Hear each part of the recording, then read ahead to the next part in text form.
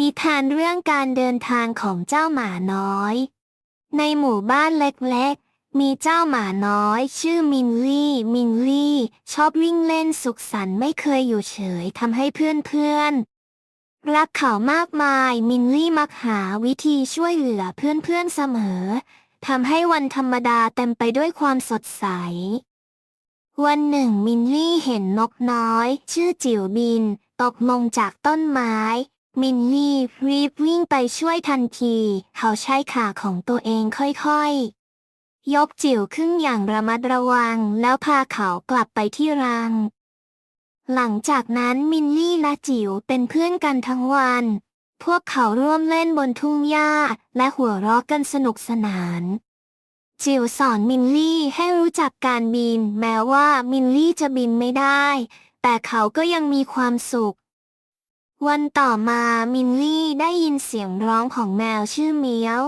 ซึ่งติดอยู่ในพุ่มไม้เขารีบวิ่งไปช่วย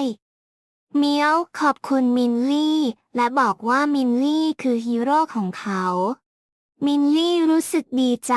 เมื่อได้ช่วยเพื่อนใหม่ เขาและเมียวจึงกลายเป็นเพื่อนที่ดีร่วมเล่นกัน มินลี่เรียนรู้ว่าการช่วยเหลือเพื่อนทำให้เขามีความสุขมากขึ้น วันหนึ่งขณะเล่นมินลี่เจอหนูชื่อจุ๊บที่ต้องการช่วยพาไปหากิน มินลี่ตัดสินใจช่วยจุ๊บและพาเขาไปที่แหล่งอาหาร มินลี่คิดว่าความช่วยเหลือไม่เคยมีวันหมดอายุ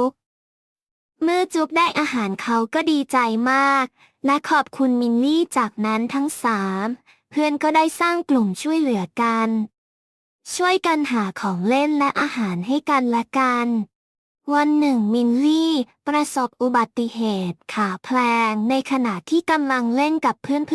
อนทุกคนก็รีบมาช่วยเขาพวกเขาต่างช่วยกันทำอาหารและเล่นกับเขาจนมินลี่ยิ้มได้ หลังจากที่มินลี่หายดีเขาตัดสินใจว่าต้องการที่จะช่วยเหลือเพื่อนๆมากขึ้นมินลี่เป็นหมาน้อยที่รักเพื่อนจริงๆและสัญญาว่าจะไม่ทอดทิ้งใครและนี่คือคติสอนใจของเรื่องนี้มิตรภาพคือสิ่งที่มีค่าที่สุด